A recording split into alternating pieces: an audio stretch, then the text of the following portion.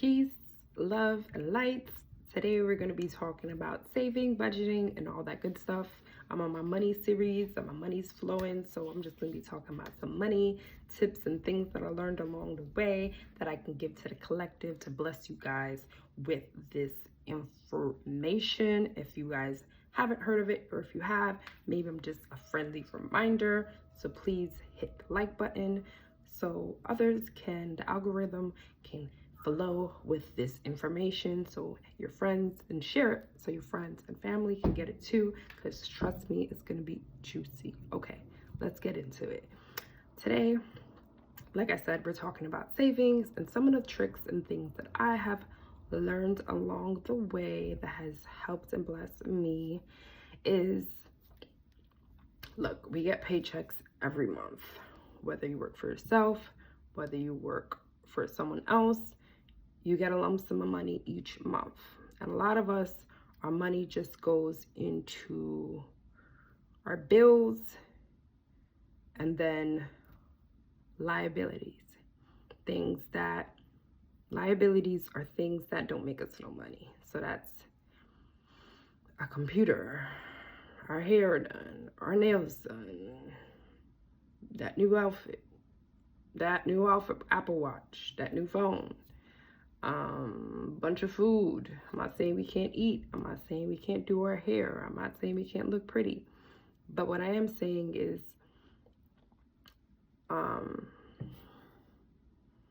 in order for us to really save and to really invest and to really get out of this rat race, you want to make sure that you are at least having assets. So assets are things that make you money. And the way you can put more money into assets, so look, you get your money each month. And like I said, a lot of us, we go into bills, as we all need to pay bills. We have things that we do need to pay for, okay? After we spend bills, a lot of us, like I said, we go into liabilities. And instead of going into things that's new pair of Jordans that is going to be sitting on your shelf and not making you no money, this is what you do instead. You use some of that money after you're done paying your bills. Let's say you have $100. What you want to do first is, before you even think about touching or getting into assets or investments, things that are going to make you money, you want to first start building your savings account. I always start with this first, because guess what? Once you build your savings account, you don't have to, all your money moving forward can go into investments. So you can either do it the extreme way, is as soon as you get your paycheck, you pay your bills and put all the money that you need to in your savings until you reach your savings, your emergency savings amount, and then you put it into your investments or assets. Or you can do it the way I did, was you put a little bit into savings and you put a little bit into assets. Either way that works for you. And the way you figure out what you want to save, first of all, there's different savings that you can have, but the number one that I want us to focus on is your emergency. So let's say you lose that job that pays these bills, that's going to pay for your future investments. You're not going to be able to do nothing if you lose that job. So the number one thing you want to do, because emergencies do happen, COVID, you get into an accident, whatever that is, that stops you from getting that money, you want to have some savings. So just in case, you can pay the bills that you need to pay for you to survive. So the way you know how much that is take a look, because a lot of us, we don't do this. Trust me, it took me a while until I started have a business and I started doing my taxes and had to do my profit and expense sheet, is when I got into this. So we need to know what's coming in, how much money we're making each month, and then how much money we're spending each month. So if you make $1,000 each month, you spend $500 on your regular bills, rent, whatever, food, so you have $500 left, right? minus the $500 left. You have $500 that you spent on your bills each month. So what you want to do is at least they say 3 months to a year. Years, you got that money for a year locked down.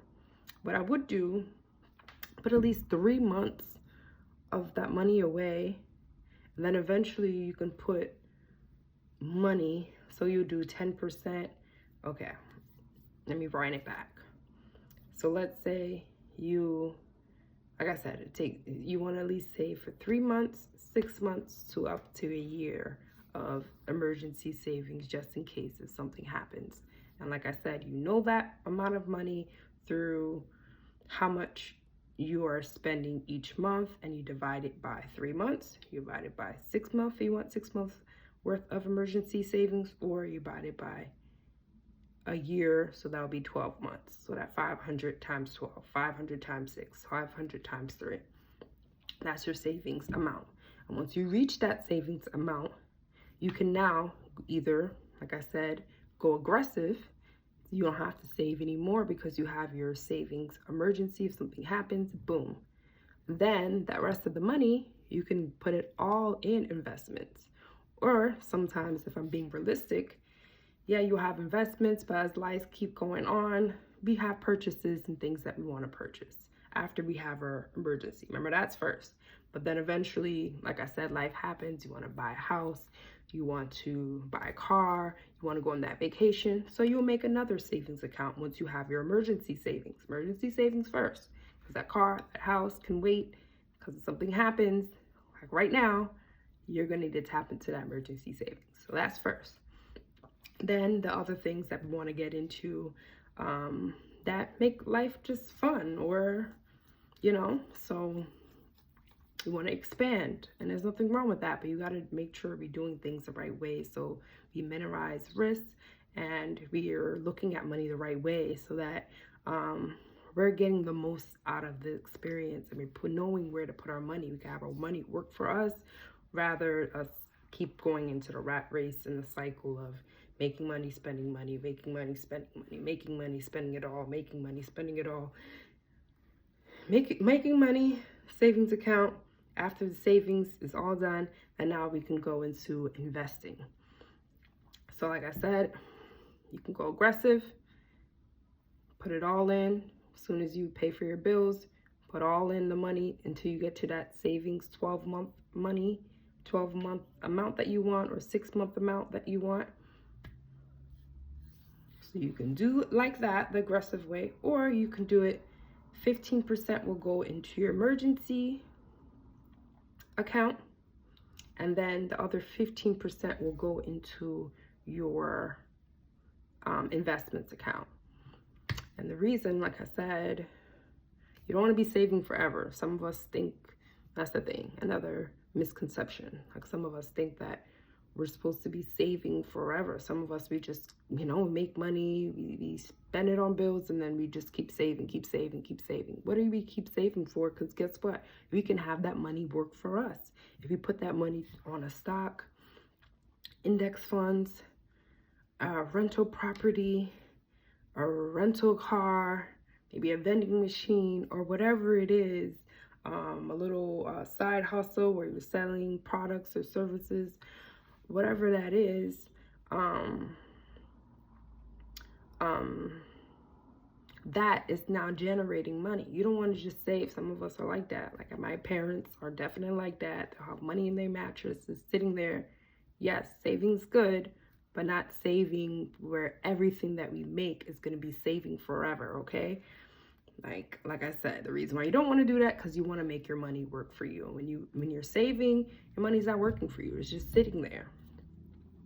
And the way it can kind of work for you, let me rewind that back, is if you put it in, not that it's really working for you, but it is building interest. So not just putting your savings into a mattress or into your safe or into your Chase or big bank that give us 0.01% each month.